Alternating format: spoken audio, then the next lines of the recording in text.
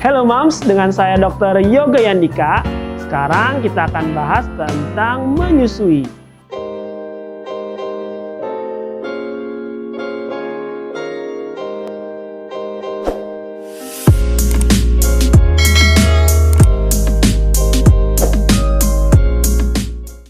Buat moms yang akan menyusui nih, jadi ada 3 komponen dasar yang harus diketahui. Yang pertama, payudara.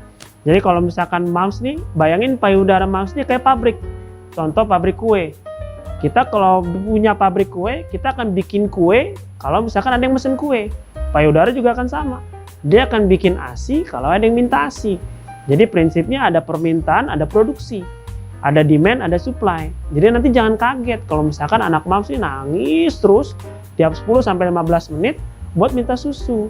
Karena itu sebagai suatu proses anak moms untuk merangsang payudara moms untuk ngasilin susu. Jadi nanti contohnya kan gini, ini mulut bayi nih misalkan ya.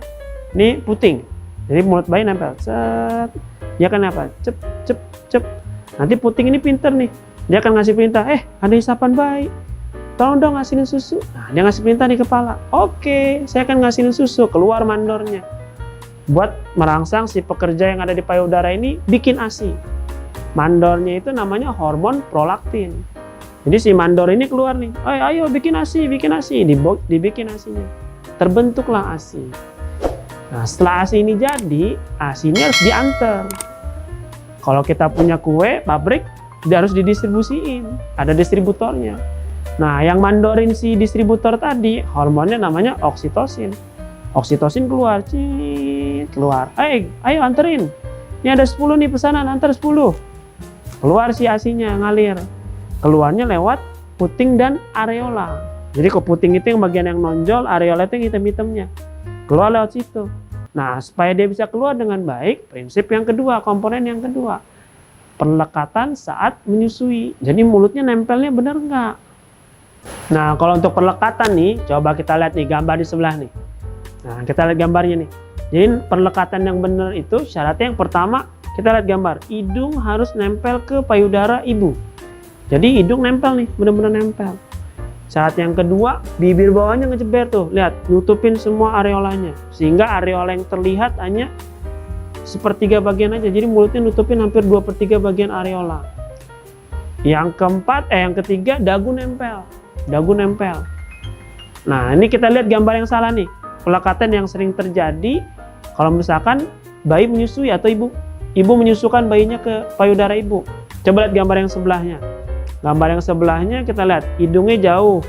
Mulutnya juga kelihatannya bukannya dia menutup semua ini, dia mencucu gini. Konsekuensinya gimana nih kalau misalkan posisi gini nih? Konsekuensinya ASI jadi nggak keluar. Tadi prinsipnya distributornya pada saat dia mau nganterin barang, nyangkut dia. Karena jalannya terlalu sempit. Karena salurannya ketutup. Gitu. Baru dia keluar. Itu prinsip yang kedua. Sekarang prinsip yang ketiga. Komponen yang ketiga, kalau punya pabrik, si pabrik ini akan jalan kalau bosnya oke. Jadi supaya si payudara ini lancar, momsnya nggak boleh stres. Jadi bayangin nih, kita ada punya pekerja nih, pabrik. Dia kerja, kalau bosnya marah-marah terus, kira-kira pekerjanya mau nggak kerja?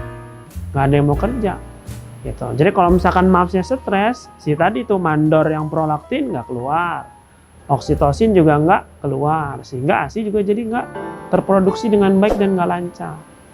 Jadi syarat yang ketiga, momsnya nggak boleh stres. Supaya nggak stres gimana dok? Supaya nggak stres, yang pertama, pede dulu sama payudara sendiri. Jadi nanti nggak usah bandingin, payudara saya putingnya kecil dok, atau putingnya gede, putingnya datar. Harus yakin, seyakin-yakinnya bahwa semua bayi yang lahir oleh ibunya sendiri bisa menghisap payudara ibunya sendiri. Yang kedua, harus yakin produknya yang terbaik. Cara tahu produk yang terbaik, harus yakin dulu produknya cukup. Lihat bayinya pipis atau enggak. Yang ketiga, lingkungan. Nah, ini yang paling sering nih. Ini juga mempengaruhi nih. Pas bayinya nangis, tiba-tiba ada yang ngomong, itu bayinya haus kali, itu lapar kali. Atau mamsnya selalu kepikiran, ini anak saya nangis terus apa gara-gara ASI saya kurang ya? Apa dia kelaparan ya? Jadi hindari kalimat-kalimat yang sifatnya negatif. Nah ini tugas buat suami nih. Pada saat ngeliat mamsnya udah bengong, dia pandangan kosong, tepok, pok. Gitu. Kamu mikirin apa? Gitu. Biar mamsnya cerita, sehingga nanti dia jadi nggak stres, akan rileks. Saat dia rileks, ASI akan jadi lebih lancar. Jadi kesimpulannya, yang pertama payudara harus sering disusuin.